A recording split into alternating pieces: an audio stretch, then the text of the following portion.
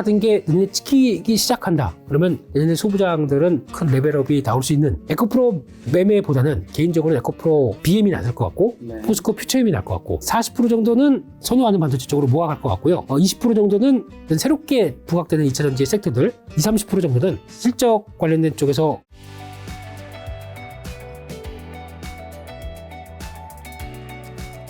내년 전망하기 전에 이제 올해는 한번 점검하고 가야 되니까요. 네. 일단 지금 현재 한국이랑 미국 증시 12월 중순이 지금 어떤 상황인가요? 네, 일단 미국 증시는 부럽습니다. 네. 잘 가고 있다 보니까 부럽고 한국 증시는 열심히 쫓아가려고 하는데 잘 못 쫓아갑니다. 네, 그래서 아직까지 격차가 좀 벌어져 있고 지금 분위기는 딱 그렇죠. 미국은 그래도 나스닥 빅테크 중심으로는 계속 올라옵니다.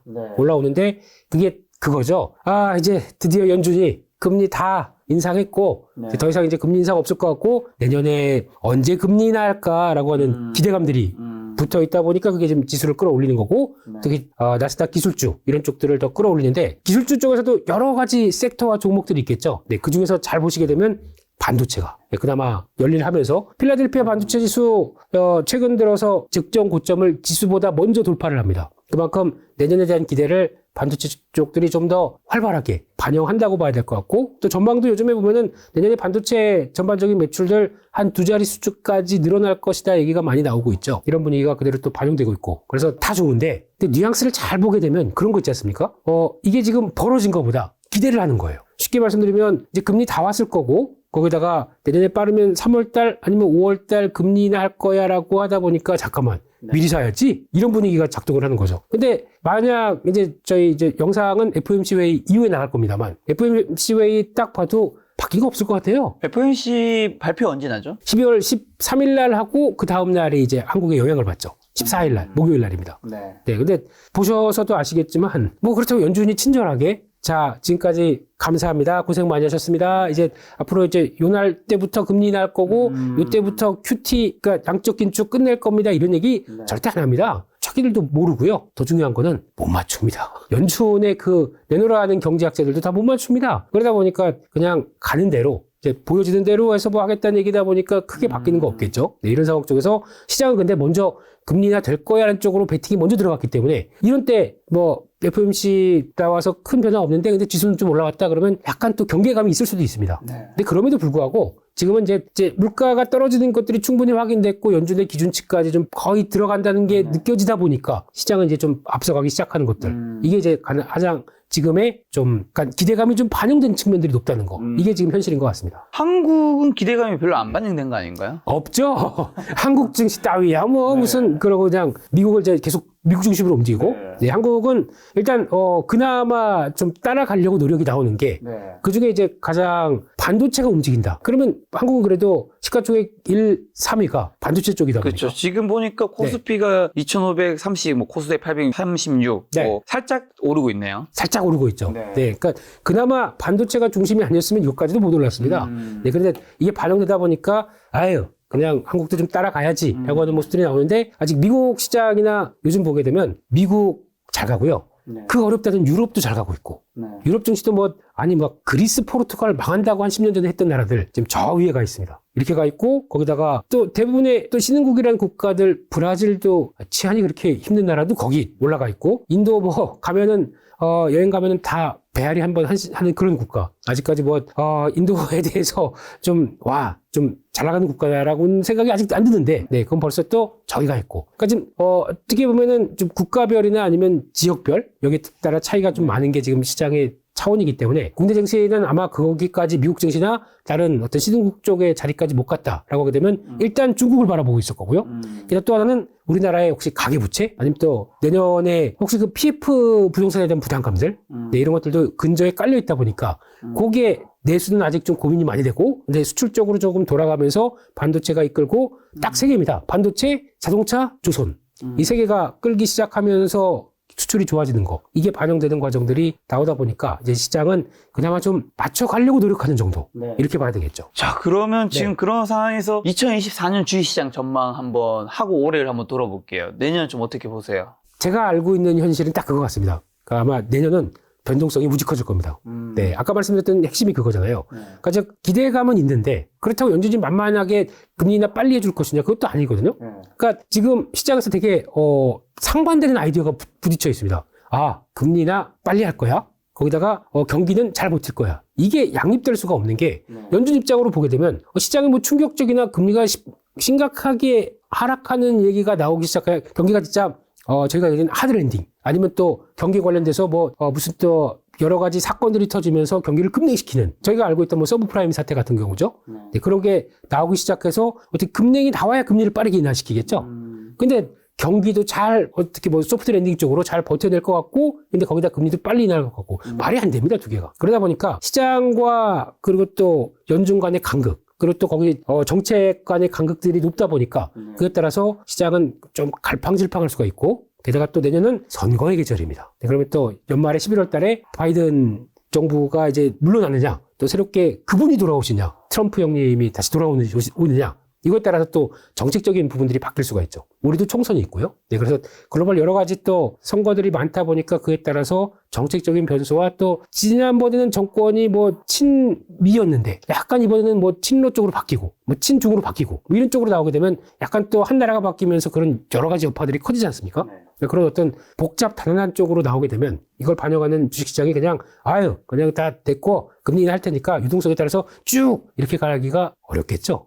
거기다 또 중국 같은 경우도 안 좋다는 거 다 알고 있죠. 안 좋은데 그러면 계속 불쏘시개 역할을 하면서 중국 정부가 끌어올리면서 어떤 경기를 돌아오는 과정들을 좀 봐야 되는데 시장은 보고 움직이려고 하겠죠. 그러다 보니까 그런 여러 가지 상황을 보게 되면 일단 기대는 앞설 텐데 그게 못 따라가는 현실이 나오게 되면 시장은 미리 갔던 것도 출렁이고 이런 과정들이 좀 나올 시장으로 보면서 그냥 내년은 그런 거 있죠. 매매를 한다고 하더라도 그냥 buy and hold 이렇게 되면 내년은 돈 잘 못 보실 것 같습니다. 일단 좀 트레이딩을 좀 하셔야 될 것 같아요. 그러니까 좀 쭉 해서 시장이 좀 올랐다라고 하게 되면 거기에서 좀 비중이라도 정리하셨다가 다시 밀리면 사자라고 하는 이게 좀 들락달락 그리고 또 쥐락펴락 그런 쪽으로 아무튼 밀보리 이런 거 이런 것도 다 해 가시면서 밀보리 진짜 오랜만에 듣네요. 좀 옛날 사람입니다. 죄송합니다. 쌀보리. 저 미국에서 와가지고 밀보리가 죄송합니다. 그래서. 근데 아까부터 이제 금리 얘기 많이 해주셨는데. 그러면 지금 대표님께서는 2023년 마지막 12월 금리 인상. 동결이든 뭐 인상할 것 같진 않지만. 어떻게 할 것인지나 내년 어떻게 좀 보세요? 제 생각은 금리 인하를 기대를 많이 하는데 금리 인하는 저도 상반기 넘어가야 되지 않을까 싶습니다. 시장은 막 3월, 5월 막 생각하는데 그거는 조금 앞당겨서 빨리 가는 것 같고 차라리 제 생각에는 금리는 좀 그렇게 뭐 빨리 인하를 안 한다고 하더라도 경기에서 심각한 충격이 안 나왔으면 좋겠습니다. 잘 버텨가는 높은 금리여도 잘 그럭저럭 좀 버텨나가는 기조가 확인되는 게 더 중요할 것 같아요. 금리 때문에 어쨌든 우리 주식시장이 좀 출렁한 게 있었잖아요. 그렇죠. 그동안은. 그럼 이제 하반기부터는 그래도 빠른 분들은 상반기부터 금리 인하 있을 거라 생각하는 거고 느린 분들은 그래도 하반기는 한다. 어쨌든 내년 금리는 인하는 있을 거라 생각하는 거잖아요. 시작 들어가겠죠? 인하 시기 주식 투자 방법은 좀 달라야 될까요? 금리 인하를 하는 배경에 대해서 좀 보셔야 될 것 같아요. 그게 무슨 얘기냐면은 금리 인하를 한다라고 했었을 때 저희가 보통 알고 있는 상식으로는 유동성이 늘어나기 때문에 그에 따라서 주식시장의 어떤 유동성 효과 그래서 그런 변화를 끌어내는 어떤 초입적으로 해석을 하는데 그쪽에 이제 물가가 떨어졌기 때문에 다시 돌아간다라는 관점 빼고 만약에 생각보다 경기가 안 좋아서 경기가 위축이 돼서 금리 인하를 하게 되면 그거는 또 다른 모습들이거든요. 그러면 그때는 저희가 보통 알고 있는 경기 민감부터 나오는 여러 가지 섹터들이 오히려 생각보다 좀 더 들 수가 있습니다. 오히려 이런 때는 차라리 그냥 경기 흐름들 말고 단순하게 유동성이 늘어났기 때문에 나오는 변화 성장주들이죠. 어떤 당장의 경기보다는 지금 성장주가 금리가 올라가면서 밸류가 깎였던 부분들이 살아나기 시작하면서 나오는 변화 여기 더 무게를 두기 시작하겠죠. 그럼 어떤 그런 종목군들이 더 빠르게 움직일 수가 있기 때문에 성장주 대표적으로 저희가 잘 아는 그동안 고생 많이 했었죠. 네카오. 이런 쪽에 대한 변화들이 일단은 나올 수가 있기 때문에 그런 거부터 그다가 성장주 하게 되면 대부분 많이 아시는 것들 게임도 있을 거고 그 중에서 나오는 컨텐츠 소프트웨어 이런 쪽들도 일단은 당장 경기와는 상관없겠지만 그래도 밸류가 많이 꺾였던 종목들이 회복하는 과정들이 좀 보일 수 있기 때문에 이런 거 보셔야 될 것 같습니다. 자연스레 관련 섹터 좀 여쭤보면 말씀하신 인터넷 섹터 네이버 카카오는 내년 좀 어떨까요? 금리가 더 이상 안 올라간다 그러면 이제 거의 바닥권은 확인됐다고 봐야 될 것 같고 그래서 네이버 카카오를 보면서 이제 많은 분들은 그렇게 얘기를 하는 것 같습니다. 당연히 네이버지. 네, 카카오는 입에도 꺼내지 마라. 이러면서 지금 나에게 엄청난 아픔을 줬어. 그러면서 카카오에 대해서는 상당히 좀 부정적이신 게 많은데 시장에서 또 그렇습니다. 많이 실망했고 많이 빠진 종목들이 저점에서 올라오는 게 또 빠르긴 경향은 있어요. 그러다 보면은 또 저희가 또 IPO했다가 고생을 많이 했던 종목들 카카오 계열의 뭐 카카오뱅크, 카카오페이 하면은 카카오페인입니다. 잘못 명했다가 페인되는 네. 이런 종목들이 오히려 금리가 변하기 시작하면서 많이 또 위축됐던 것들이 돌아오기 시작한다 그러면 트레이딩용으로는 이런 것들이 더 좋을 수가 있습니다. 여기서 그런 기조가 나오는데 지지하는데 보고 한 뭐 2, 3일 정도 좀 빠르게 올라오고 그러면 차익 실현하고 다시 기다렸다가 또 살 수 있는 이런 쪽으로 나올 수 있는 게 훨씬 좋은데 큰 그림에서 봤을 때는 일단 네이버와 카카오 차이는 물론 이제 내년에 카카오가 실적을 얼만큼 보여주는 회복 속도가 얼마나 나오느냐 이런 것들은 좀 지켜봐야 되겠지만 일단은 뭐 네이버 쪽이 기업 펀더멘탈 쪽에서 우수하죠. 당연히. 그리고 또 AI부터 웹툰까지 나오는 이런 수익성 사업 네이버는 당장 AI는 돈이 안 된다고 하더라도 기축이 되고 있는 어떤 웹툰부터 나오는 콘텐츠 쪽은 또 이커머스 쪽은 또 성과를 낼 테니까. 근데 지금 네이버 쪽에서 가장 또 요즘에 좀 경쟁에 대한 또 압박이 들어오는 게 지금 중국 쪽에서 치고 들어오는 보면 혹시 알리익스프레스 써보셨습니까? 써봤죠. 예. 몇 번 써봤습니다. 여기 저희 카메라에 배터리 연결하는 거 거기서 주문해서. 괜찮으신가요? 근데? 네, 잘 가요. 아 그래요? 네.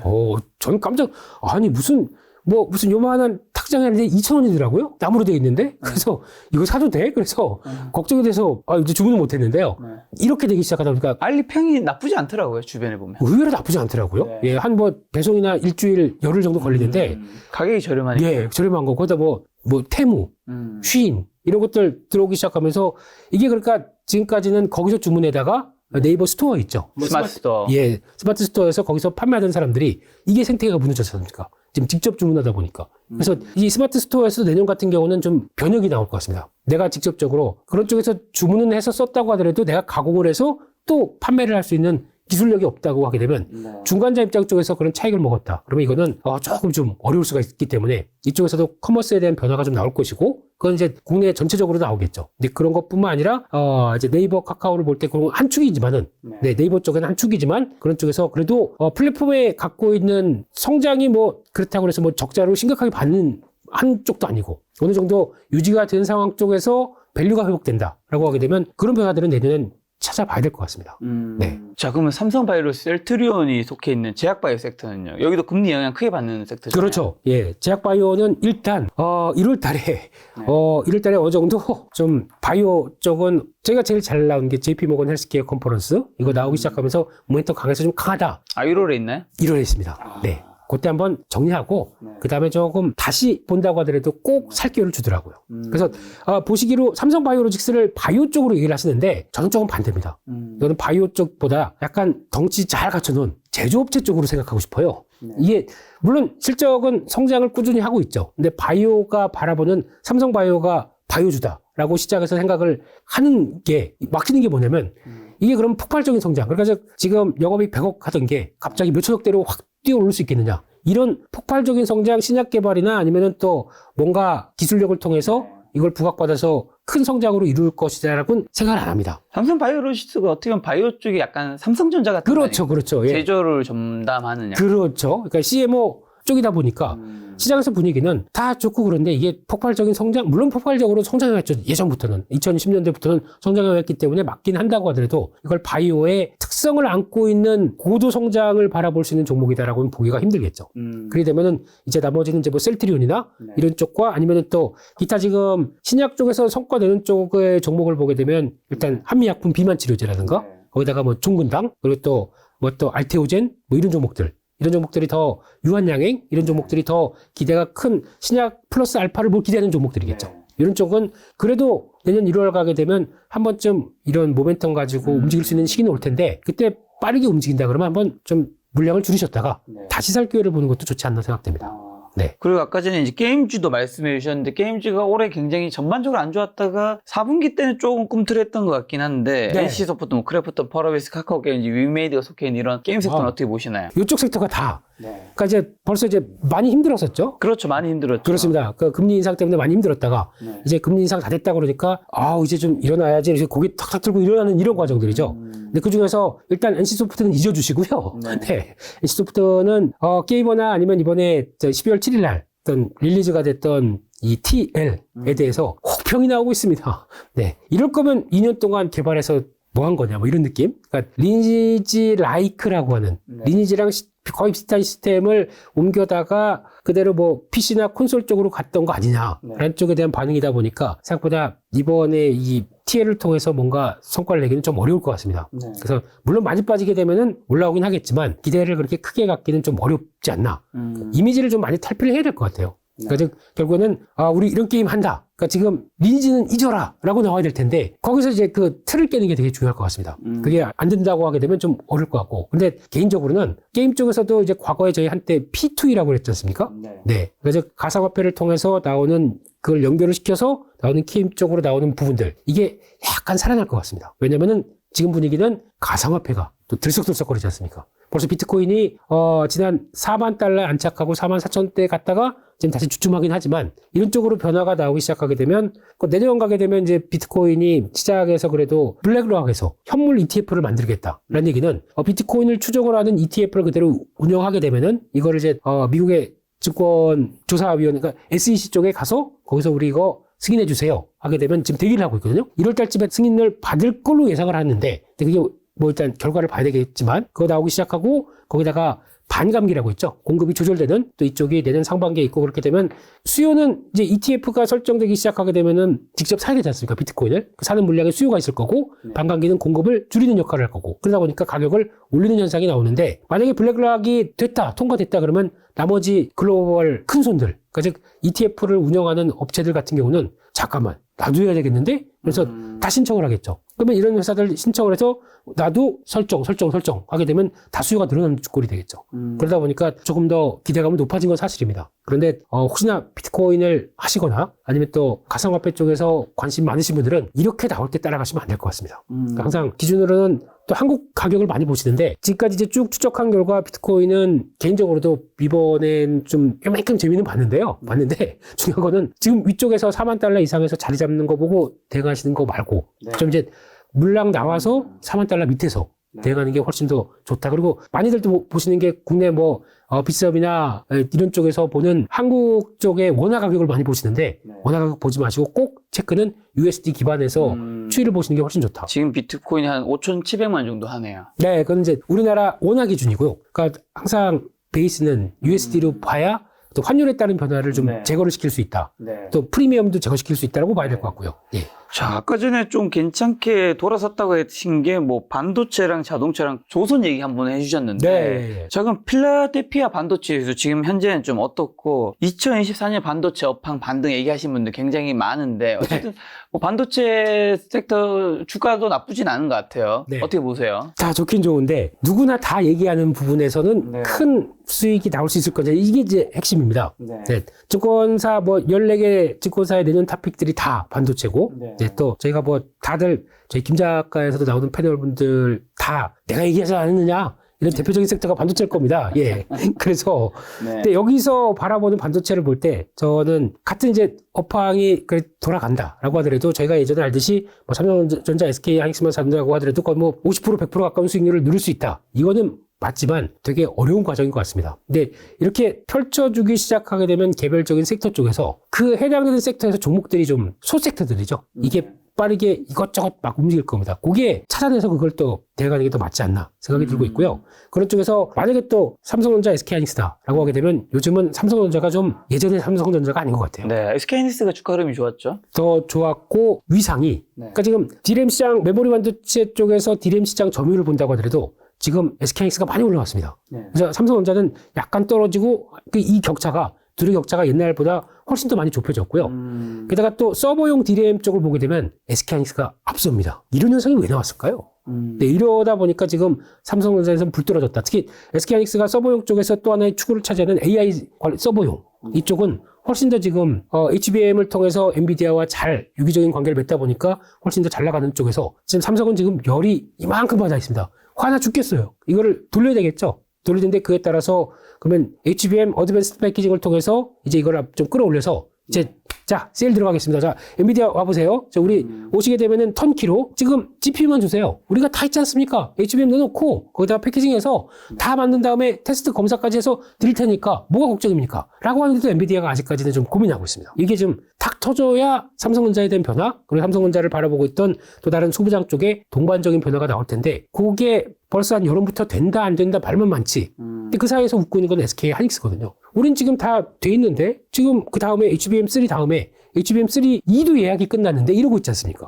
네, 그렇게 되면은 오히려 지금 바라보는 거는 SK 하이닉스에 대한 조금 더 어려울 때 더 잘했구나. 이런 시각들이 좀 붙다 보니까 이게 좀 차이가 나는 예전과 좀 많이 다른 변화다. 이렇게 봐야 될 것 같고. 게다가 또 중요한 거는 이번에는 이제 메모리 시장과 함께 움직이는 변화, 그러니까 사이클을 많이 보시는데 사이클이 부진할 때, 업황이 안 좋을 때 변화를 한번 볼게요. 그러면은 당연히 잘 안 팔리다 보니까 디램 가격은 쭉 빠지겠죠. 디램 가격이 쭉 빠지게 되면은 그에 따라서 안 팔리니까 재고는 늘어났고. 근데 늘어나다 보니까 안 되겠다. 이거 그대로 두게 되면 가격 제대로 우리 적자폭 계속 길어지고 안 되겠다. 그러면은 감산 들어가죠.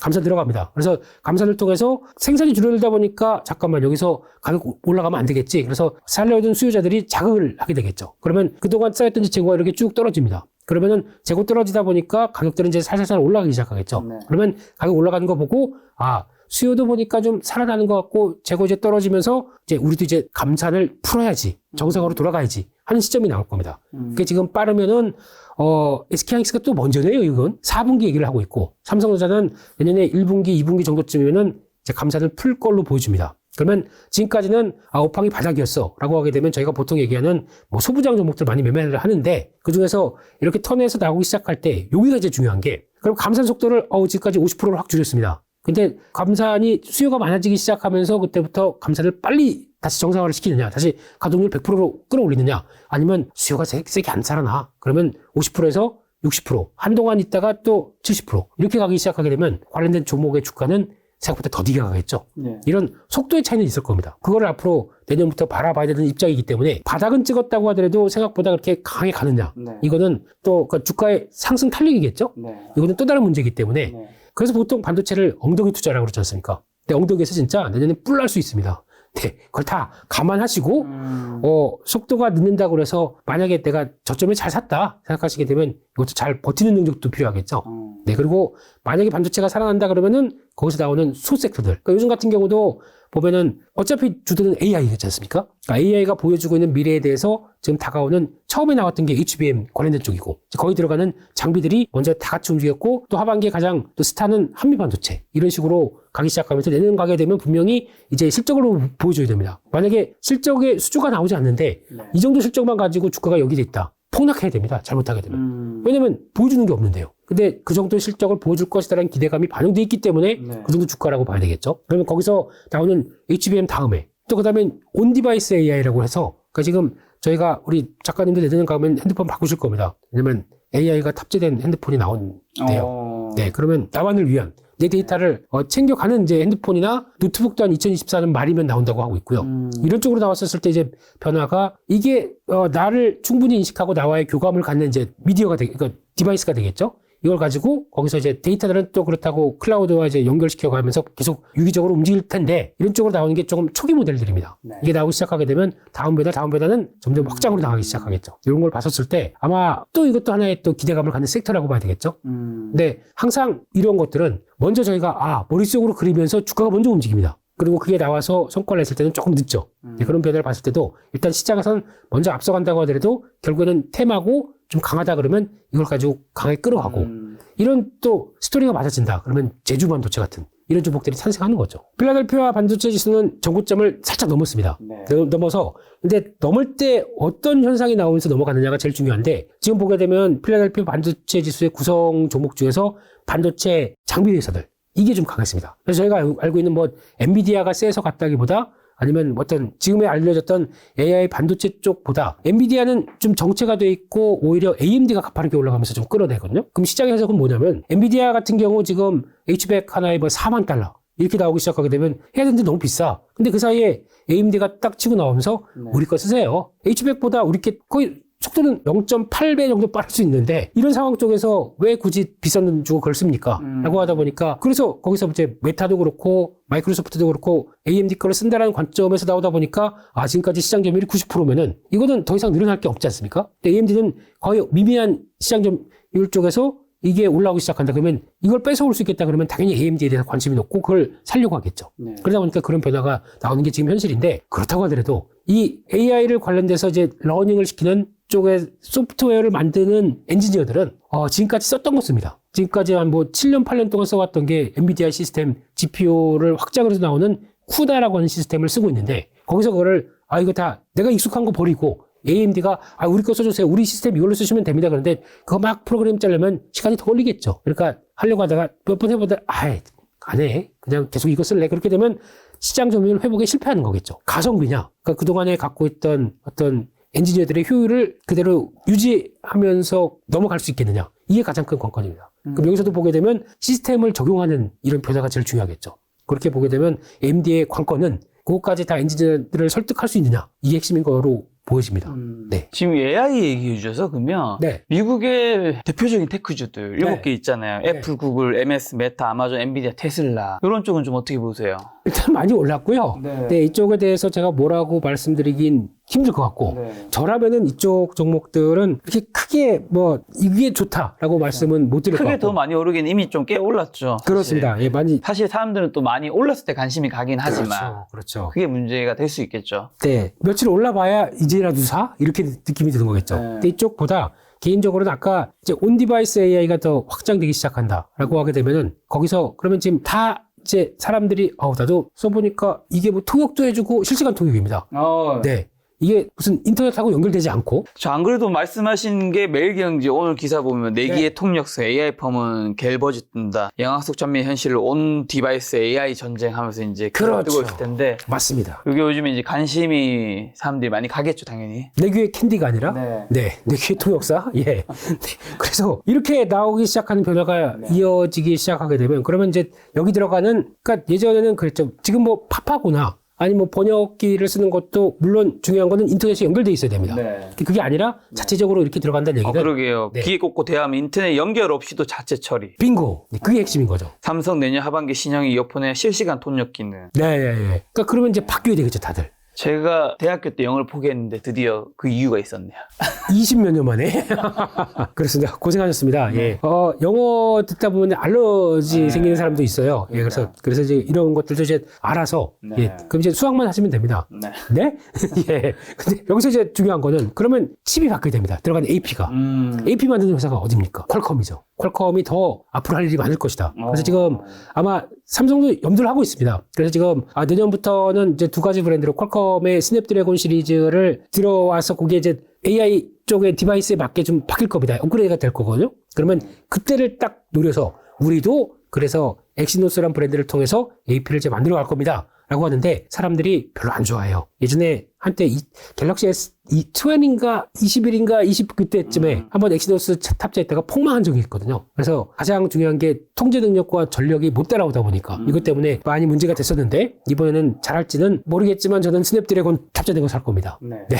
그렇게 봐야 될 것 같고 근데 중요한 거는 이렇게 되기 시작하게 되면 이런 AP라든가 또 MCU라고 하는 그러니까 즉 여기 어떤 사물 기계에서 두뇌 역할을 하는 반도체가 있죠. 이게 MCU라고 하는 컨트롤 유닛 쪽이 이게 가장 중요한데 그러면 우리나라에 관련된 종목이 있긴 있습니다. 뭐 어버버 반도체는 조금만 종목들이 있고 그게 좀 확장되기 시작하게 되면 나머지도 앞으로 뭐 LX 세미콘 같은 경우도 그쪽으로 확장되면서 한다고는 하는데 중요한 거는 성과가 좀 나와야 될 거고 채택이 돼야 되겠죠. 그래서 그런 것들도 앞으로 보면서 아마 미국 쪽에서 보게 되면 전 개인적으로 퀄컴이라든가 앞으로 그러면 빅테크들 여기저기서 이제 나도 나에 맞게 AI 반도체를 만들겠습니다. 벌써 나오기 시작하지 않습니까? 그래서 메타는 뭐 라마 시스템으로 가면서 우리 거 만들 거예요? 라고 나오기 시작하는 부분들도 있을 거고 거기다가 또 아마존도 우리 거 만들 겁니다. 마이크로소프트도 이번에 보니까 코발트 100? 마야? 예, 100? 뭐 이러면서 또 나오기 시작합니다. 다 브랜드입니다. 이게 나오기 시작하면서 끌어낸다고 하게 되면은 이게 또 하나의 새로운 또 반도체들이 나오기 시작하겠죠. 그럼 그걸 설계하고 또 새로운 IP를 갖다가 적용시켜주고 하는 이런 업체들이 더 중요하겠죠. 디자인하우스, 설계하는 회사들. 그러면 ARM 이런 회사들도 앞으로 할 일이 더 많겠죠. 그런 반도체 쪽이다라고 해서 그쪽에 AI와 함께 변화가 되겠을 때 초기에는 가장 핵심적인 기술을 갖고 있는 쪽이 어디냐 이걸 봐야 되겠죠. 그런 회사들 챙겨가면서 보시는 게 더 맞지 않나 싶습니다. 자, 그러면 이제 올해 12월이랑 내년 2024년 주식 투자 유망 섹터. 우리는 지금 이제 어떤 주식을 사야 하는 걸까요? 지금 현재쯤에서는 또 다른 분들도 다 그렇게 하셨기 때문에 저도 반도체라고 보고는 있지만 그래도 반도체 쪽에서 아까 말씀드렸던 얘기들까지 연장시켜 보게 되면 저는 이제 내년에 본격적으로 HBM 관련된 쪽에서 성과가 나온다고 생각합니다. 그러니까 지금은 기대감 때문에 이거 될 거야 그래서 왔다 갔다 했거든요. 근데 그게 다 아직 보여준 게 없다 보니까 아마 이번 4분기에도 보여준 게 별로 없을 겁니다. 그렇기 때문에 그것만 왔다 갔다 했을 뿐이지 결국에는 내년에는 실적들이 반영되고 진짜 수주 받은 게 내년에 찍히기 시작한다. 그러면 내년에 소부장들은 큰 레벨업이 나올 수 있는 단계라고 보고 있기 때문에 HBM 관련된 종목들 제가 뭐 알고 있는 종목들도 많은데 실질적으로 납품하는 회사들 그러니까 사업 보고서에 한번 쭉 보세요. 사업 보고서에서 이게 어떤 쪽으로 들어가고 이게 어디 쪽으로 나오는데 작은 종목들은 이제 HBM 쪽으로 들어가서 이제 성과를 낼 준비하는 회사들도 많습니다.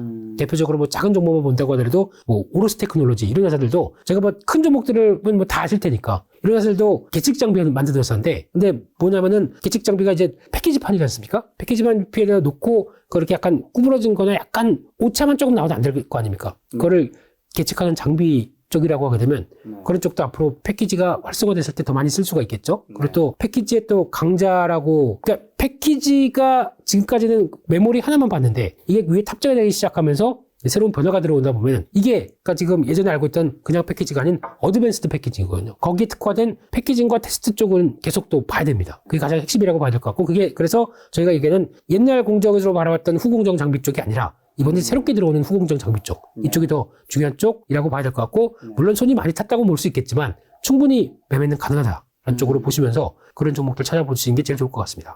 네. 다른 쪽은요?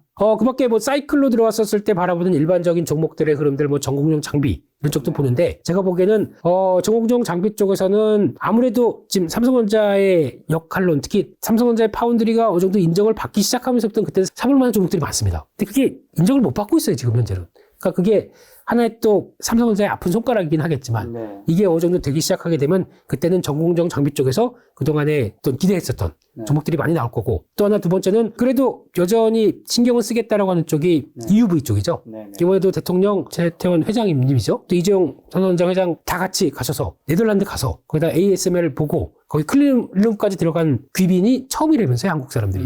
네. 그런 정도까지 가서 그렇게 했다는 얘기는 이제 우리 많이 살 거야. 이런 쪽으로 봐야 되겠죠. 그럼 거기서 장비 갖고 오게 되면 거기 장비와 함께 연결되는 또 다른 이제 재료 부품 쪽들 관련된 쪽 회사가 몇 개 있습니다. 이런 것들도 EUV 관련된 섹터도 내년에 분명히 성과를 낼 걸로 보여집니다.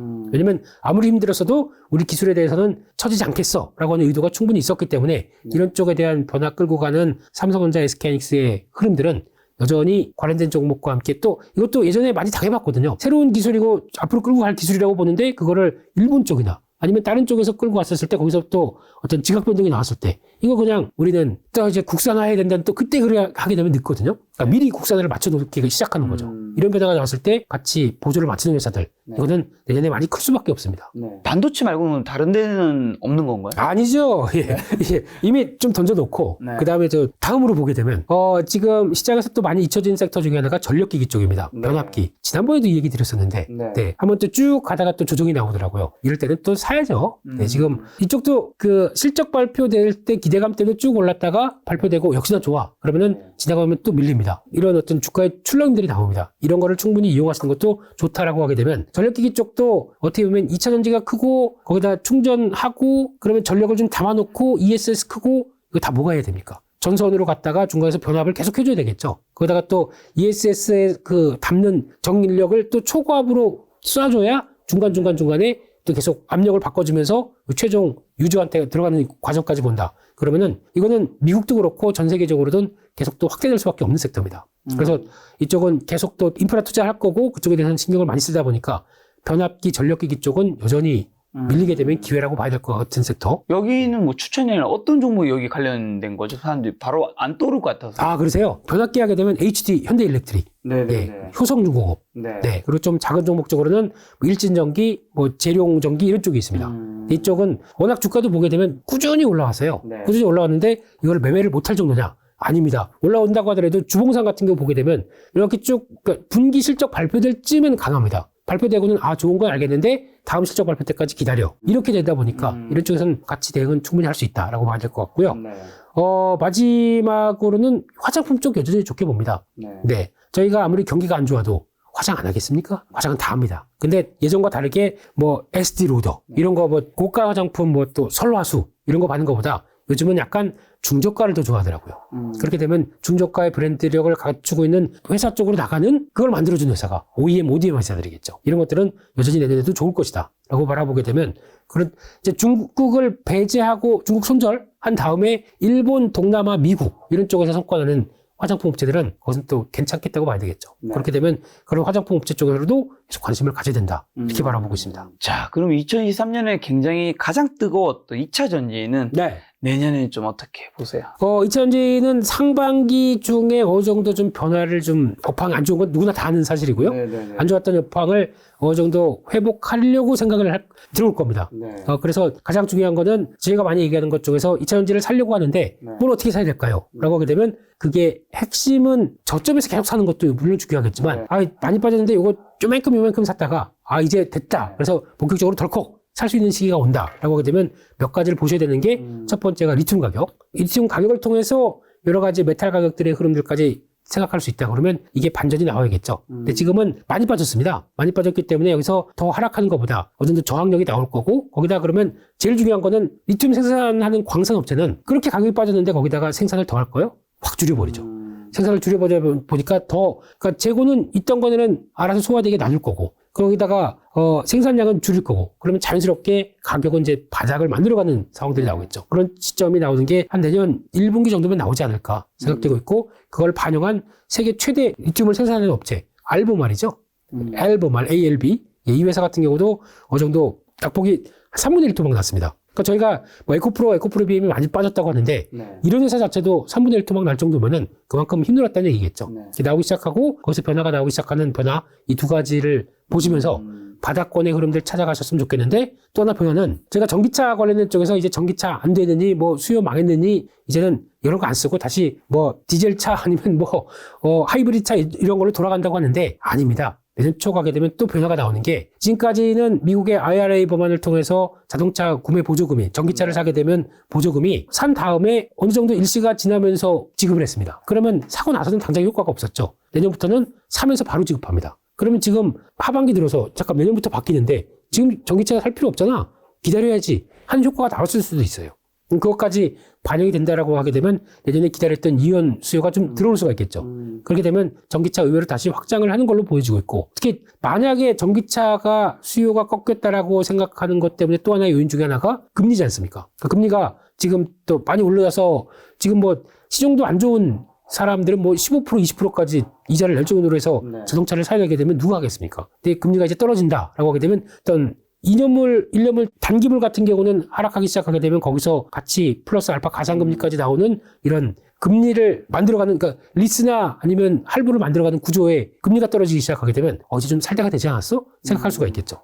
그런 것도 하나의 변화가 될 수 있기 때문에 이런 것까지 다 고려하게 되면 아무래도 지금이 가장 최악의 지나갔고 개선 요인들로 바라본다. 그러면 지금부터는 좀 낫지 않을까 싶은데 2차 전지를 바라보면서 지금까지 저희가 인기가 많았었던 에코프로 그룹을 본다라고 하더라도 에코프로는 안에 있던 에코프로 머티가 나왔습니다. 그러다 보니까 그쪽에 갖고 있던 밸류가 조금씩 반감돼 있기 때문에 에코프로 매매보다는 개인적으로 에코프로 BM이 나을 것 같고 포스코 퓨처엠이 나을 것 같고 직접적으로 소재를 생산하는 업체들이 고생을 많이 했다가 이제 돌아가는 회사들이 훨씬 더 낫다고 봐야 될 것 같고요. 거기다가 LNF도 물론 좋긴 좋겠는데 중요한 거는 내년에 코스피로 이전하면서 나오는 효과까지 생각하게 되면 일단 그때 나왔던 이제 공매도 청산들도 같이 연결돼서 나오기 시작하겠죠. 그게 지금 보여줬던 흐름들이고 근데 그거보다는 핵심적으로 하나만 보라 라고 하게 되면 포큐나 포스코 퓨처엠, 앱이 에코프로 PM 이걸 보는 게 훨씬 낫겠다고 생각 들고 있고 포스코홀딩스보다 퓨처엠을 좋게 보시는 이유는 똑같은 겁니다. 네. 지금 당장은 사업회사들이 힘들었기 때문에 네. 사업회사들이 돌아가야 포스코홀딩스가 그 다음에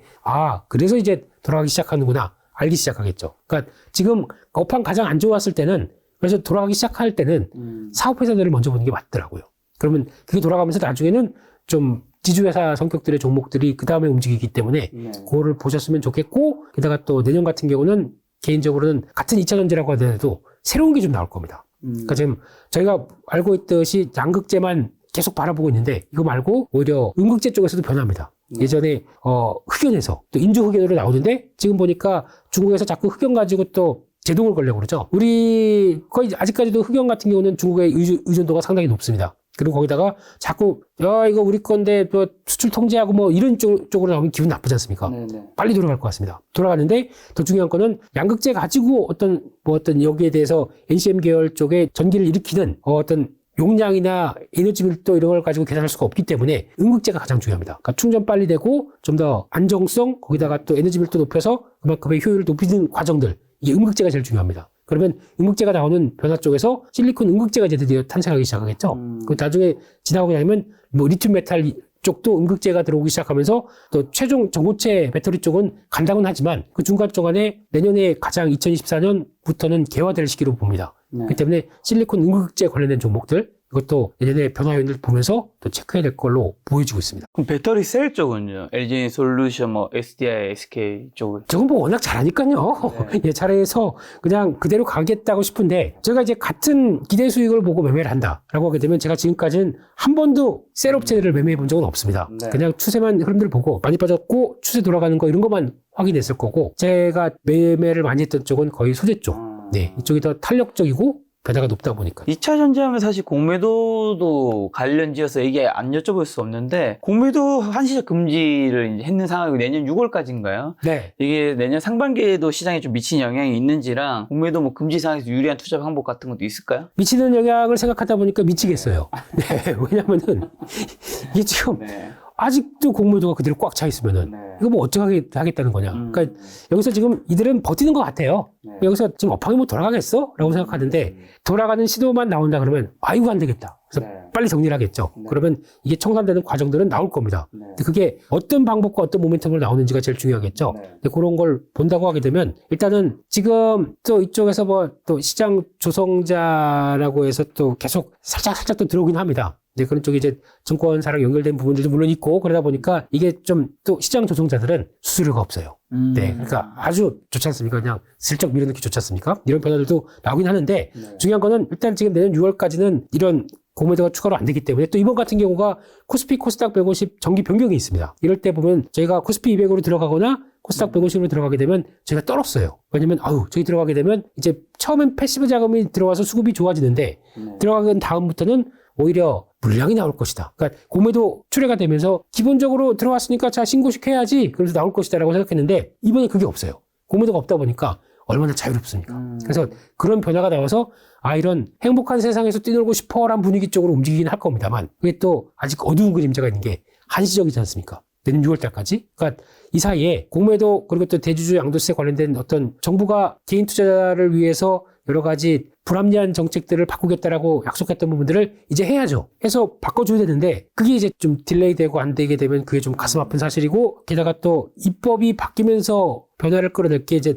혹시나 뭐 공매도 관련된 쪽에서 법제가 바꾸고 상법을 바꿔야 된다라고 하게 되면 거기서 또 액션을 취해줘야 되는데 지금 시간이 별로 없습니다. 내년 4월이 총선이다 보게 되면 이분들 다 또 재선에 실패하거나 아니면 또 내가 국회의원을 또 할 수 있다는 자신감이 없는 사람들도 있겠죠? 그랬을 때 그러면 미리 1, 2월 달 안에 거의 완제시켜 놓고 그 다음에 다 됐으니까 우리 일 다 했고 그 다음에 3월 달부터는 뭐 선거운동 하든가 뭐 또 열심히 다른 일을 해야 되겠죠? 그러니까 지금 미리 준비를 해야 되는데 이게 좀 속도가 안 나게 되면 그냥 6월 달까지 그냥 한시적으로 해놓고 그냥 또 공매도 금지 해제해버리게 되면 또 똑같은 현상이 반복되거든요. 그러면 이게 뭡니까? 그러니까 이거 좀 빨리 해주셨으면 부탁드리겠습니다. 좀 해주십시오. 예, 저희의 염원이고 소원입니다. 네. 자, 그럼 최근에 외국인이나 개인 기관 투자자의 좀 동향은 어떤가요? 누가 사고 누가 파나요, 요즘에는? 요즘엔 그래도 외국인들이 좀 삽니다. 이 외국인들이 매수가 들어오는데 뭐 강력하지는 않고요. 관망을 보이다가 최근 들어서 이제 미국 시장도 좀 올라가고 하는 분위기가 나오면서 또 환율도 좀 약간 좀 1,300원대 초반대까지 좀 내려오기 시작하고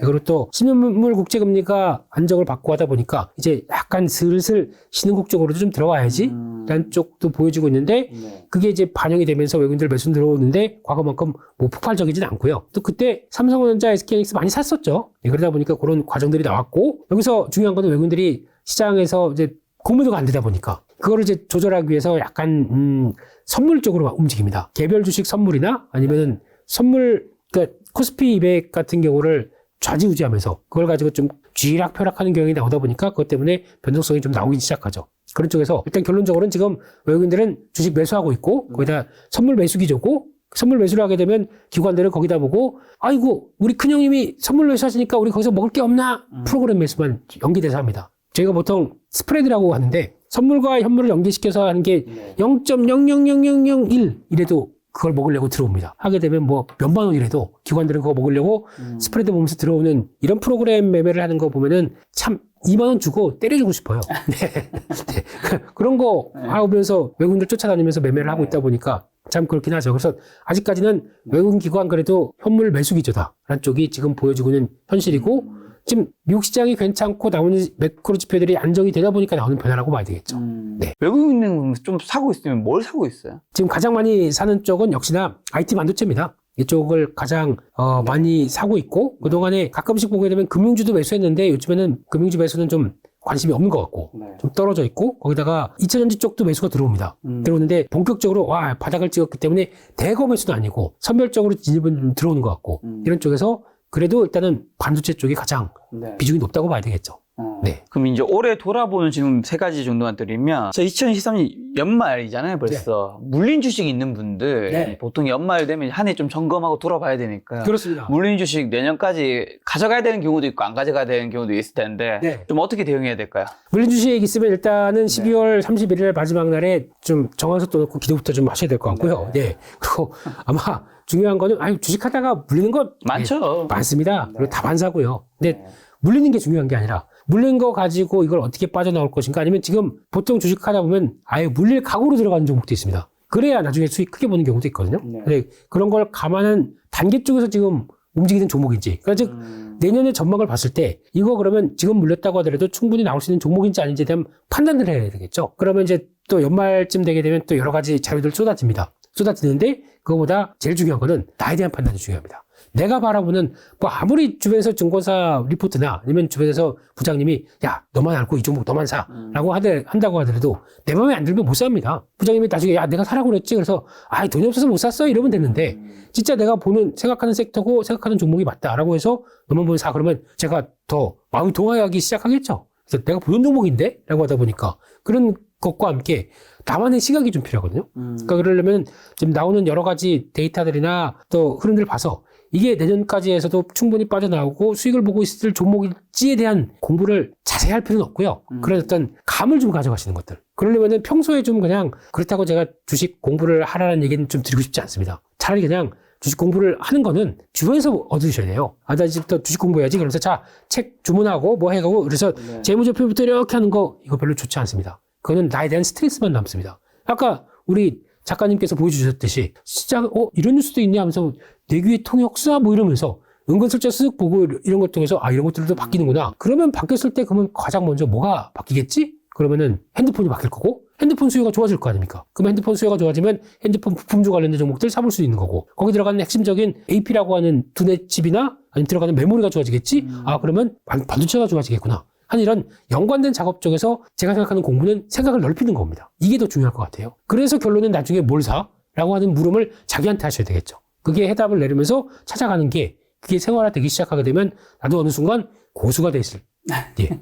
아마 김 작가님 바쁘실 겁니다. 다들 고수라고 해서 다 출연 섭외 오실 거고요. 자, 그러면 올해도 역시나 투자자들에게 굉장히 어려운 한 해였는데 대표님께는 좀 어떤 한 해였고 올해 돌아보셨을 때 기억이 남았던 현상과 그로부터 얻은 뭐 투자 교훈 같은 거는요? 네, 제가 올해 초에 눈 수술을 했습니다. 아, 네. 네. 그래서 백내장 수술을 하다 보니까 네. 올해 가장 많이 느낀 거는 내가 그동안 얼마나 내 눈을 고생시켰느냐 쪽에서 건강에 대한 생각 진짜 많이 했습니다. 그게 첫 번째였고. 근데 그래서 건강을 챙겨야지 하는데 1월 달부터 막 AI 반도체 2차 전지가 막 날아가기 AI 그 로봇 이런 쪽이 날아가기 시작하면서 근뒤쪽으로 하고 뺐던 거 바로 던지고 뭐 매매를 했었죠. 그러다 보니까 올해는 상반기에는 또 성장주에 대한 여러 가지 변화들이 상당히 컸었고 그게 주도를 했었는데 하반기로 들어오면서 이제 조금 좀 다른 변화, 뭐 반도체 쪽이 움직이면서 사이클에 대한 기대감들이 나왔다 보니까 이런 흐름들이 나왔는데 뭐 그래서 올해 수익률이 얼마냐 뭐 이런 거 묻는 거 아니죠? 네네네. 그냥 좀 벌었습니다. 조금 벌었고요. 네네. 상반기에 많이 번 거, 하반기에 많이 까먹었습니다. 제가 항상 그렇더라고요. 1월 달이 제일 좋아요, 수익률이. 그러니까 성장주 기반의 매매를 하다 보니까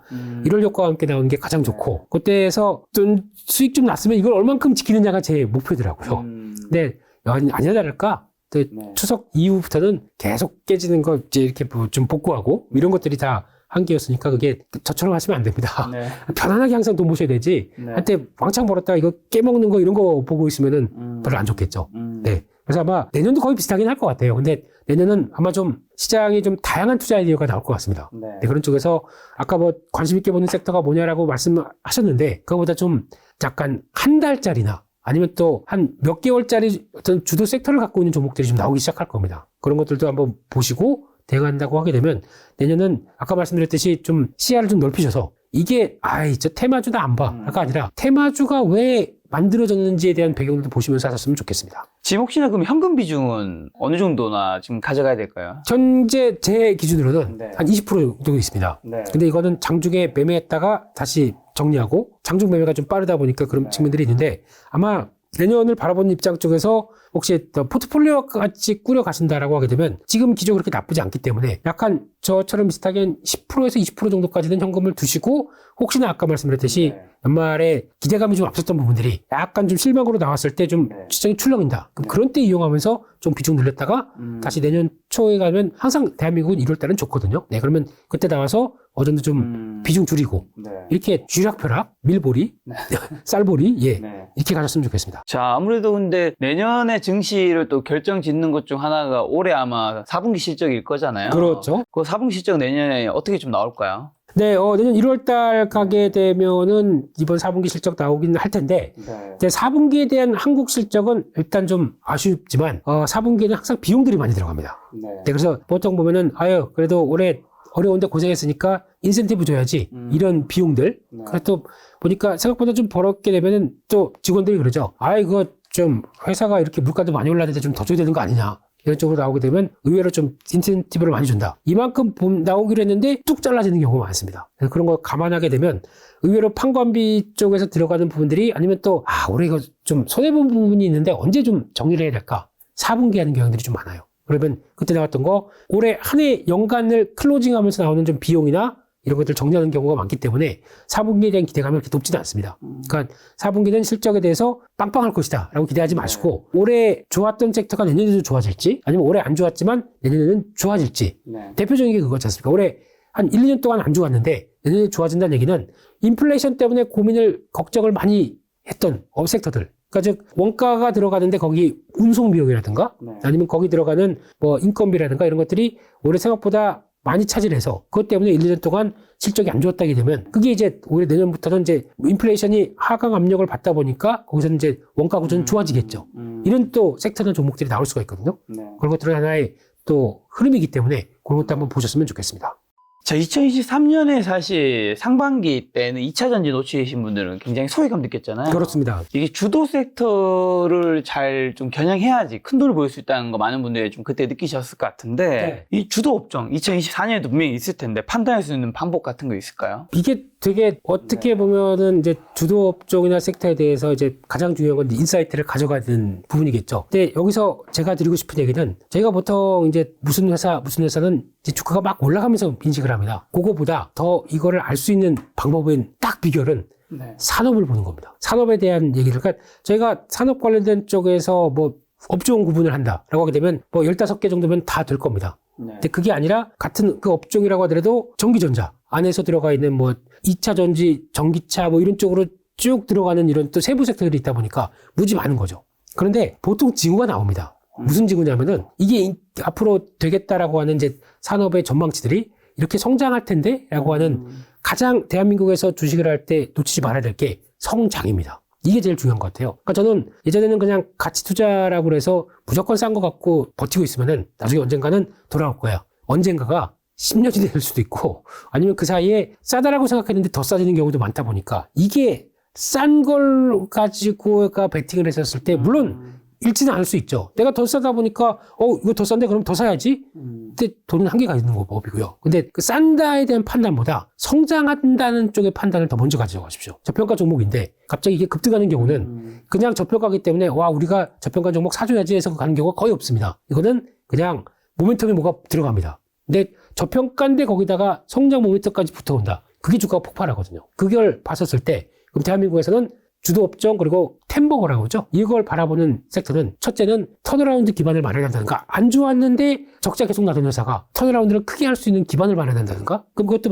결국은 성장이겠죠. 근데 그 성장에 보는 쪽에서 이 회사 나름대로의 혼자만의 겪는 경우는 되게 찾기가 힘듭니다. 개별 기업들 그 2천 몇백 개 되는 걸 어떻게 다 합니까? 그렇죠. 그게 아니라 산업을 보시게 되면은 산업이 성장하면서 거기서 가장 주된 흐름들을 가지고 성장을 그대로 누릴 수 있는 회사들이 나오기 시작합니다. 네. 그게 템버거입니다. 그 10배 갑니다, 진짜. 그런 쪽을 찾는 게, 그러면 저희는 공부해야 될 게, 아니면 또 꾸준히 관심 가지고 체크해야 될 게 산업입니다. 이게 핵심이더라고요. 그러니까 산업 섹터를, 그러니까 뭐 자세히 보다, 이렇게 쭉 보고 있다가, 이게 성장에 대한 기운이 감이 스물스물 올라오는 게 있지 않습니까? 그걸 보면은, 그때부터 그 섹터를 집중적으로 공부해서, 이게 되겠구나. 근데 공부했는데 아니다. 그러면 그냥, 여기서 그냥 포기. 그리고 또, 또 가만히 기다리다가 이런 쪽이 들어온다. 그러면 그때는 아예 작은 투자금으로 크게 불릴 수 있는 가장 첫 번째 단서가 섹터 공부하고 종목을 딱 한두 개 찍어서 그걸 가지고 집중한 다음에 그게 큰 성과가 나왔을 때 그걸 누려가는 과정. 이게 가장 대한민국 증시에선 좋은 투자법이 성장주 투자법이라고 생각을 하고 있습니다. 저 혹시나 그러면 지금 굉장히 좀 싸 보이는 저평가된 분야는 어디라고 보세요? 물론 저평가된 종목들 많죠. 지금 대표적인 뭐 건설도 있을 거고, 금융도 있을 거고, 네. 은행주 무슨 저거 좀 심하지 않습니까? 네. 이러다 그냥 상장 폐지하는 게 훨씬 나을 것 같아요. 그래서 그냥 상장 폐지해서 그냥 다 나눠주는 게 제일 좋을 것 같아요. 근데 그러지를 못하고 있는 게 현실이겠지만, 근데 아까 말씀드렸지만 싸다고 해서 주가가 가는 경우가 대한민국에서는 거의 없습니다. 싼 건 그냥 쌉니다. 싼 데 이유가 있다. 빙고. 비싼 데는 이유가 있습니다. 그러니까 저희가 보통 고포라고 그러잖아요. 저 뭐 2000년 종목들 2030년까지 뭐 끌어가다 보니까 PR 100배. 왜 100배일까요? 지금이라도 왜 그 정도의 시장에서 가치를 주고 주가가 형성돼 있을까요? 그러니까 그거를 오르다 보니까 그게 떨어질 것만 바라보고 있는데 그게 올라가서 반영을 받았던 이유에 대해서 먼저 생각을 해야 될 거 아닙니까? 그러니까 비싼 건 비싼 게 이유가 있습니다. 근데 이런 거 무시하고 무조건 싼 것만 찾아다니다 보면은 내가 사람이 다이소가 되는 거죠. 그렇게 하실 필요 없고요. 원래 비싼 종목이 고포를 받는 종목이 실적이 나오기 시작하면서 반영된다 그러면 자연스럽게 떨어질 거 아닙니까? 이게 고포가 저포로 되는 과정들이 변하면서 나오는 성장이 그를 끌고 가는 쪽이고요. 그렇게 봤을 때는 저는 죄송하지만 저평가 종목을 사진 않습니다. 저평가 종목 쪽으로 구성해서 이거를 앞으로 크게 나오겠네 라고 보지 않습니다. 저평가 종목인데 이게 혹시나 변할 요인들이 있다라고 하게 되면 저평가주를 사죠. 더 좋게 아주 기분 좋게 사죠. 네. 근데 그런 경우가 많이 없다 보니까 이거는 저평가로만 쫓아서 내 모든 판단에 투자의 원칙으로 삼는 거는 저는 한국 시장에서 매매하다 보니까 잘 안 맞는 것 같더라고요. 네. 자, 지금 저평가 섹터 얘기하시면서 건설 분야 좀 얘기는 해주셔서. 와우, 예. 자, DLN 현대건설, 대우건설, GS건설이 있는 건설 섹터 어떻게 보세요? 최근에 좀 올랐습니다. 네. 바닥했던 게 좀 올랐습니다. PBR 0.2배는 너무한 거 아니야? 그러면서 올라오긴 올라왔습니다. 근데 올라오다가 며칠 전에 쭉 밀렸던 이유가 뭔지 아십니까? 국토교통부에서 층간소음 관련해서 충분한 기준에 도달하지 못하면은 준공허가를 안 내준다고 그랬습니다. 그렇다는 얘기는 이거 들어갈 재료가 더 자재가 많은 거고요. 혹시나 통과 못 되게 되면은 준공허가가 안 떨어지는데 그러면 다시 보완 시공하게 되면 또 돈이 더 들어가지 않습니까? 이것 따르는 부담감들이 나오는데 그만큼 무슨 얘기냐면 금융도 그렇고 건설도 그렇고 이거는 정부 정책적인 입김이 무지 많이 작용합니다. 그런 것도 있을 거고 게다가 또 지금 시점에서 약간 내수 기반 쪽인 종목들이죠. 게다가 또 부동산 PF부터 또 올해 여름 때까지 반짝했던 부동산 경기가 또다시 이렇게 좀 하강하고 있고 이런 걸 봤을 때 아마 나중에 가게 되면 또 물론 이제 인구가 감소하다 보니까 나오는 뭐 여러 가지 부정적인 측면이 있지만 공급과 수요를 보게 되면 이렇게 또 한동안 업황이 안 좋다 그러면 누가 공급을 합니까? 그럼 또 쇼트지 또 나와요. 그러면 서울에서 누구나 다 살고 싶어하는 서울이 여전히 공급 부족이다 그러면 또 부동산 또 올라올 것 같거든요. 근데 그런 전에 또 어떤 PF나 여러 가지 좀 타격이 있을 것 같다 보니까 그런 쪽에서 내년 총선 뒤에 혹시나 벌어지게 되면 그에 따른 부담감이 좀 큰 거죠. 그게 나왔을 때 우려감이 있다 보니까 모르겠습니다. 지금 싸다고 해서 살 수 있는 섹터라고는 생각을 안 하고 있고요. 차라리 가장 뭐 PF에 대한 부실 우려감들이 높고 그러다 보니까 거기서 나오는 여파들은 나왔을 때 가장 안 좋을 때 사는 게 맞지 않나. 라는 쪽에서 그때를 노리는 게 낫지. 지금은 요만큼 올라온 쪽에서 이제 막 더 올라갈 거야 라는 쪽에서 뭐 HDC, 현대산업개발, 뭐 GS건설, 현대건설 이런 쪽 지금 사는 거는 별로 타이밍적으로는 아니라고 생각합니다. 자, 현대차, 기아 있는 자동차 섹터는요? 참, 이쪽도 싼 종목이죠. 그러니까 이렇게 보면은 대한민국에서 싼 종목 널려 있어요. 이런 종목들이 안 가는 이유가 이제 그렇다고 봐야 되겠죠. 근데 자동차 쪽은 이제 가장 눈여겨봐야 될 게 첫 번째는 저희가 자동차 쪽에 일반적으로 자동차는 내연기관차는 다 쌉니다. 유럽에서도 뭐 벤츠, 다임러 벤츠 이런 회사도 PR 따지게 되면 6배밖에 안 돼요. 그만큼 저평가로 봐야 되는데 이게 뭐 그렇다고 망하는 회사들도 아니고 근데 앞으로 변한다고 하게 되면 지금 테슬라가 받는 이제 전기차 밸류만큼 조금이라도 받을 수 있겠느냐 전기차 생산을 해야 되겠죠. 그게 나올 수 있는 부분까지 다 간다 그러면 전기차 생산을 북미 쪽에서 해서 성과를 나오는 그 부분까지 보려고 하는 것 같습니다. 그러면 일단은 아직까지 내연기관 뭐 전기차 밸류 전혀 없는 쪽에서 관심은 있습니다만 지금 여기서 사서 기다리느냐 제가 보기에는 내년 상반기 끝나면서 변화를 봐야 되는 게 첫 번째 같고 두 번째는 지금 이제 자동차 쪽에서도 또 아까 금리 관련된 얘기 드렸었죠. 금리가 떨어지기 시작해야 이쪽도 내고 주제에 대한 어떤 또 수요에 대한 회복들이 나올 수 있겠다. 라는 쪽도 여기도 금리가 들어가는 것 같고 마지막으로 세 번째는 이거는 인플레이션이 떨어졌을 때 도움이라기보다 상품 가격이 약화되는 측면들이 나옵니다. 왜냐하면은 지금 같은 경우 저희 소나타 가격이 지금 얼마쯤 되는지 아세요? 소나타가 2,000원 중반 하지 않나요? 그런 줄 아시죠? 그게 아반떼 가격입니다, 이제. 아, 진짜? 네, 예. 그러니까 지금 한 단계씩 다 레벨업이 돼버렸어요. 그러다 보니까 이럴 거면 그냥 그랜저를 사자 했는데 그랜저가 5,000만 원대가 넘어가 버리니까 이게 그러니까 피가 올랐다는 얘기죠. 인플레이션에 따라서 모든 원자재, 부자재들이 다 올라가다 보니까 오르는 게 맞습니다. 근데 이게 오르다 보니까 그래도 지금 차 필요하니까 사야지 뭐 라고 했을 때 맞추다 보니까 매출액이 구성이 됐겠죠. 근데 이 가격이 더 이상 오를 수가 없다. 라고 되면 피는 이제 약간 정체가 되겠죠. 그러면 그러면 내년을 바라보는 시점에서 봤을 때 피가 더 안 오른다라고 하게 되면 이거는 매출액이 정체가 되는 게 나오지 않습니까? 그러니까 여기서 중요한 거는 피는 올라갈 것만큼 올랐고 Q가 계속 살아나야 되겠죠. 이것까지 보게 되면은 피가 올라가는 건 끝났거든요. 그러면 Q가 회복되는 거 봐야 되게 되면 수요 관련된 부분들을 체크하는 게 맞겠다. 라는 쪽에서 수요 살아나는지 그러면 또 경기 나의 지갑과 상관이 있겠죠. 이런 것들도 체크해야 될 것 같아서 요래저래 찾아볼 건 많습니다. 그런 쪽에서 현대차 기아는 싸긴 싼데 만약에 대응하게 되면 기아가 맞을 것 같고요. 근데 그럼에도 불구하고 저라면은 현대 기아가 살아나는 거 보고 자동차 부품 더 싼 자동차 부품들을 사는 게 맞지 않나 싶습니다. 어떻게 보면 이제 PQC라 해서 가격이랑 양이랑 판매량이랑 이제 비용에서 이제 가격이 높이기 힘든 부분이 있기 때문에 그렇습니다. 좀 안 좋게 보신 부분이 있네요. 네. 자, 하이브 SM, JYP, YG가 있는 엔터테인먼트 섹터는 내년 어떨까요? 좀? 엔터주도 이번에 드디어 우리 리사가 아주 좋은 결정을 했습니다. 리사 브라보. 네. 어떤 결정을 했죠? 네. 드디어 블랙핑크의 리사 때문이었던 것 같아요, 느낌이. 근데 아무튼 이렇게 되기 시작하면서 이제 블랙핑크는 다시 활동은 한다. 계약 성공 이런 쪽으로 나오긴 했지만 중요한 거는 이제 YG 엔터가 이제 블랙핑크만 보고 사는 쪽도 아니고 특히 앞으로 이제 전반적인 엔터사들 쪽에서 그만큼의 기대감을 끌어올릴 수 있느냐. 그러니까 지금까지 또 약간 조정을 받았던 이유 중에 하나가 많이 올랐고 올해 게다가 또 얘기 나왔던 것 중에 하나가 앨범 판매량이 약간 좀 떨어진다. 지금이 정점이 아니겠느냐. 특히 중국의 공동구매 관련된 얘기들이 좀 나오다 보니까 그것 때문에 좀 발목은 잡았습니다만 엔터주가 앨범 판매만 갖고 사는 건 아니겠죠. 그렇기 때문에 앨범 판매 외에 나오는 나머지 수익성들이 여전히 보강되는 흐름들 나온다. 그러면은 큰 변화는 없다고 보는데 그만큼 이제 밸류가 많이 올해 부각을 받다 보니까 확장은 들어왔었죠. 근데 확장이 들어온 거 외에 시장에서 바라보는 기대치가 이만큼인데 그거보다 더 높은 수익을 바라보아주는 게 내년에 나와야 될 걸로 보야 되겠죠. 내년은 지금 알고 있는 거 외에 플러스 알파를 더 강하게 나오는 거는 올해 만약에 50% 성장했다. 내년에 한 10%밖에 성장 못하게 되면 주가는 약간 좀 목에 찰 거 아닙니까?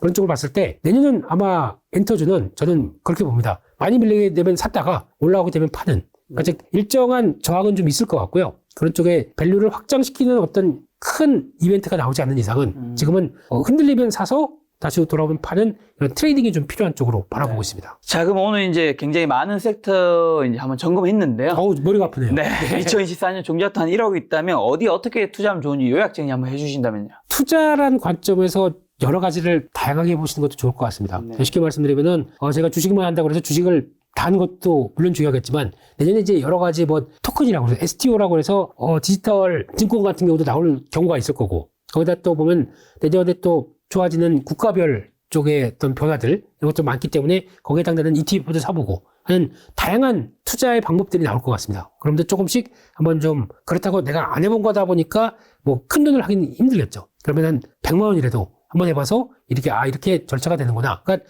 투자는 다양한 경험을 하면 할수록 좋다고 생각합니다. 근데 그럴 때 중요한 거는 투자다 보니까 원금 손실의 위험이 상당히 크죠. 네. 그러면 내가 자신이 없는 쪽은 기회라고 생각하는 건데 들어가 보는데 요만큼이라도 들어가 보고 경험을 해보고 점점 더 내 경험치를 쌓아가는 과정들이 중요할 것 같아서 그렇게 보셨으면 좋겠고, 중요한 건 그래서 1억을 어떻게 할 것이냐. 저라면 섹터로 보게 되면은 아까 말씀하셨듯이 내년에 좋아지는 섹터들 몇 개 좀 말씀드린 거 있지 않습니까? 그쪽에 대해서는 계속 움직임이 나올 것 같습니다. 그래서 내년 같은 경우는 일단 트레이딩을 좀 한다고 말씀드렸기 때문에 일단 40% 정도는 반도체 쪽으로 계속 제가 선호하는 반도체 쪽으로 모아갈 것 같고요.